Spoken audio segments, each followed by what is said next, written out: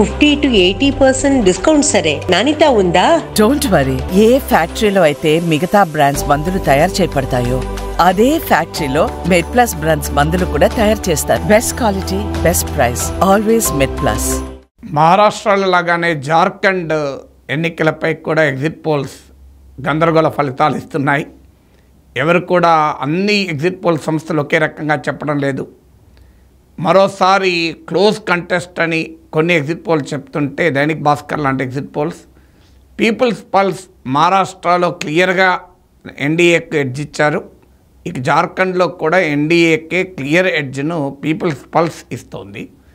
అలాగే మ్యాట్రిజ్ అనే సంస్థ మహారాష్ట్రలో కూడా ఎన్డీఏ గెలుస్తుంది అని ఇచ్చారు స్వల్ప ఆధిక్యతతో. జార్ఖండ్లో కూడా స్వల్ప ఆధిక్యతతో ఎన్డీఏ గెలుస్తుందని ఇస్తున్నారు. ఇక యాక్సిస్ మై ఇండియా మాత్రం జార్ఖండ్లో ఇండియా కూటమి గెలుస్తుంది అని కంప్లీట్గా డిఫరెంట్ ఫలితాలు ఇస్తున్నారు. సో అందువల్ల ఇక్కడ మీరు చూడండి, టైమ్స్ నౌ మహారాష్ట్రలో లాగానే జార్ఖండ్లో కూడా బీజేపీ నాయకత్వంలో ఎన్డీఏ గెలుస్తుంది అని అంటున్నారు. సో ఎగ్జిట్ పోల్స్లో ఏకాభిప్రాయం లేదు, చాలా క్లోజ్ కంటెస్ట్ ఉంది. మహారాష్ట్రలోనన్నా కాస్తంత స్వల్ప ఆధిక్యత ఎవరేజెస్ తీస్తే అన్ని ఎగ్జిట్ పోల్స్ ఇప్పటిదాకా వచ్చిన ఎగ్జిట్ పోల్స్ సగటు తీస్తే మీకు మ్యాజిక్ ఫిగర్ అయిన 145, మహారాష్ట్రలో 288 అసెంబ్లీ సెగ్మెంట్స్ ఉన్నాయి. 145 వస్తే అధికారంలోకి వస్తారు. ఎవరైతే తీస్తే అన్ని ఎగ్జిట్ పోల్స్ బీజేపీకి నాయకత్వంలోని మహాయుతి ఎన్డీఏకు క్లియర్గా స్పష్టమైన ఆధిక్యత ఉన్నాయి. కానీ జార్ఖండ్లో అయితే అది కూడా లేదు. మీకు అటు ఇండియా కూటమి ఇటు ఎన్డీఏ కూటమికి ఎవరేజ్ తీస్తే ఇప్పటి వరకు వచ్చిన ఎగ్జిట్ పోల్స్ సగటు తీస్తే నువ్వా నేనా అన్నట్లే ఉన్నాయి. It can go in any direction అని. మీకు జార్ఖండ్లో 81 అసెంబ్లీ సెగ్మెంట్స్ ఉన్నాయి. 41 సీట్స్ వస్తే అధికారం వస్తుంది. ఇక్కడ కూడా మహారాష్ట్ర లాగా రెండు కూటముల మధ్యనే పోటీ. ఇండియా కూటమిలో కాంగ్రెస్, జార్ఖండ్ ముక్తి మోర్చా ఈ కూటమికి నాయకత్వం వహిస్తుంది. మేజర్ పార్టీ జార్ఖండ్ ముక్తి Morcha, Congress, Rashtriya Janata Dal, communist party of India, Marxist Leninist CPIML. So ఈ 4 పార్టీలు కలిపి పోటీ చేస్తున్నాయి. మెయిన్ ప్రధానమైన partner JMM.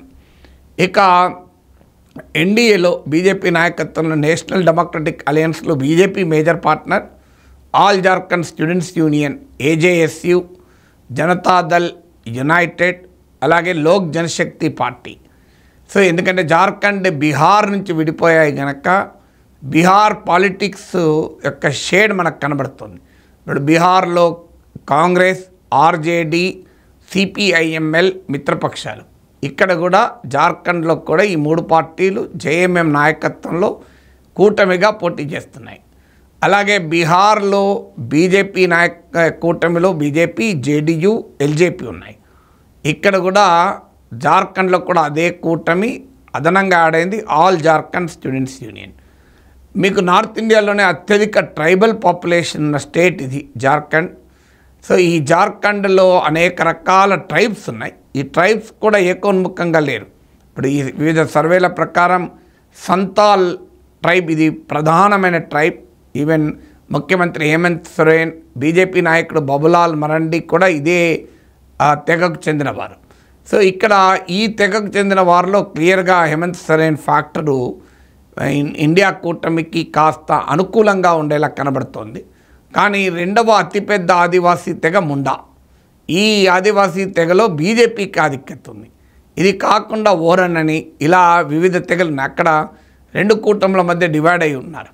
Even Dalit vote, SC vote కూడా డివైడ్ అయి ఉంది. సహజంగానే పాశ్వాన్స్ మీకు ఎన్డీఏ కూటమి వైపు ఉన్నారు. ఎందుకంటే లోక్ జనశక్తి పార్టీకి బేస్ ఉన్న కమ్యూనిటీ. అండ్ చమర్స్ ఇండియా కూటమి వైపు ఉన్నారు. సో ఇలా కమ్యూనిటీస్ వైపు కూడా తేడా ఉంది. నియర్లీ మీకు ఇక్కడ ముస్లిం పాపులేషన్, క్రిస్టియన్ పాపులేషన్ కలిపినా కూడా గణనీయంగానే ఉంటారు, 18% ఉంటారు. సో అందుకే ఆదివాసీ తెగలను అట్రాక్ట్ చేయడానికి రిలీజియస్ యాంగిల్ కూడా బీజేపీ పట్టుకొచ్చింది. బంగ్లాదేశ్ నుంచి వస్తున్న వలసదారులంటూ లేదా క్రిస్టియానిటీ ఎక్స్పాన్షన్ ఇలాంటివి కూడా పట్టుకొచ్చారు.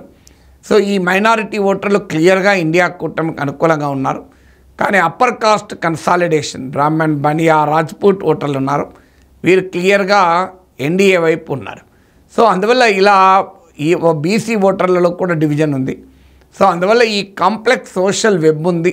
అంటే ఈ చీలికలు రకరకాల పార్టీలు, ఇటు కొన్ని పార్టీలు అటు కొన్ని పార్టీలు, వివిధ కమ్యూనిటీస్లో వాళ్ళకు బలాలు ఉండడము, ఇలాంటి ఫ్యాక్టర్స్ అన్నీ ఉన్నాయి కనుక జార్ఖండ్ కూడా ఈవెన్ మహారాష్ట్ర కన్నా చాలా క్లోజ్ ఫైట్ ఉండే అవకాశం కనబడుతుంది ఇప్పుడున్న ఎగ్జిట్ పోల్స్.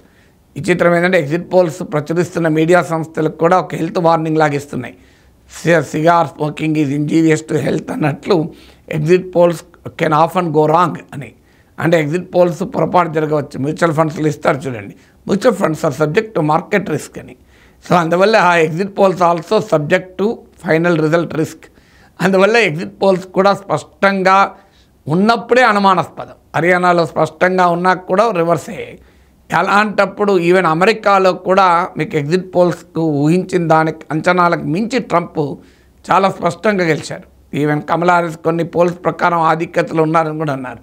సో అందువల్ల ఎగ్జిట్ పోల్స్ స్పష్టంగా ఉన్న ఆ రిజల్ట్ కరెక్ట్ ఉంటుంది అని చెప్పలేం. అందులో ఇప్పుడు స్పష్టత కూడా లేదు. జార్ఖండ్లో చాలా నువ్వా నేనా అనే రీతిలో ఉన్నాయి. కొన్ని పోల్స్ అటు, కొన్ని పోల్స్ ఇటు ఇస్తున్నాయి. మహారాష్ట్రలో కూడా కొన్ని పోల్స్ అటు, కొన్ని పోల్స్ ఇటు ఇచ్చినా కూడా అక్కడ హాఫ్ ఏ మార్క్ ఎవరేజ్న తగ్గవచ్చు, హాఫ్ ఏ దాటవచ్చు అని కూడా ఇస్తున్నాయి. So let us hope November 23 మరో 3 రోజుల్లో మనకు ఫైనల్ కౌంట్ ఉంటుంది. ఆ రోజు చాలా వివరంగా మహారాష్ట్ర, జార్ఖండ్ ఎన్నికల ఫలితాలపైన విశ్లేషించుతాను.